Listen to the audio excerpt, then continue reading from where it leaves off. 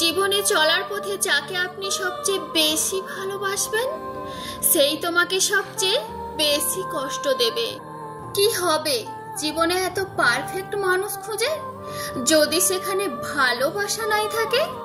ওই ভালোবাসা কাউকে দিও না যে ভালোবাসা শুধু তোমাকে কাঁদাবে। মুখে হাসি কিন্তু অন্তরে বিষ। নিন্দা করতে গেলে বাইরে থেকে করা যায়, কিন্তু বিচার করতে গেলে ভেতরে প্রবেশ করতে হয়।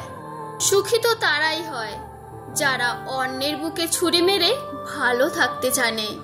কাউকে এতটা কষ্ট দিও না যে কষ্টে সে প্রার্থনায় বসেও তোমার কথা ভেবে সে কান্না করে। যাকে ভালোবাসার নামে আঘাত দিয়ে ফিরিয়ে দিলেন তার চোখের প্রত্যেকটা ফোঁটা অশ্রু আপনার চলার পথকে পিচ্ছিল করে দেবে একদিন। পৃথিবীর সবচেয়ে দুর্বল স্থান হলো মন, আর সবচেয়ে দুর্বল অস্ত্র হলো ভালোবাসা। সুখী হতে চাও? খুবই সহজ।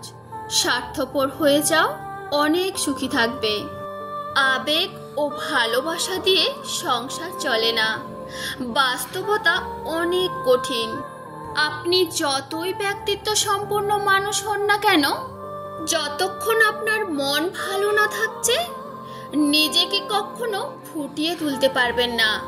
স্বপ্ন তাকে নিয়ে দেখা উচিত যে শুধু স্বপ্ন দেখাবে না, স্বপ্নগুলোকে বাস্তব করবে এবং তোমাকে কখনো ভুলবে না, তোমার পাশে থাকবে। যদি অল্পতেই আপনার মন খারাপ হয়ে যায় তাহলে বুঝে নেবেন পৃথিবীটা আপনার জন্য অনেক কঠিন। কারণ পৃথিবীতে ৯৯% মানুষ স্বার্থপর। যোগ্য ব্যক্তিরাই সমালোচিত হয় আর সমালোচনা করে অযোগ্য ব্যক্তিরা। শত্রু তো তারাই বেশি থাকে যে প্রকৃত কাজ করে, সমালোচিতও সে হয়। পৃথিবীতে সবাই ধোয়া তুলসী পাতা, শুধু তুলসী গাছে যে জল দেয় সেই খারাপ। মুখে মুখে সত্য বলা মানুষগুলোই সবার অপ্রিয় হয়। মানুষের পুরো জীবনটাই হচ্ছে একটা সরল অঙ্ক।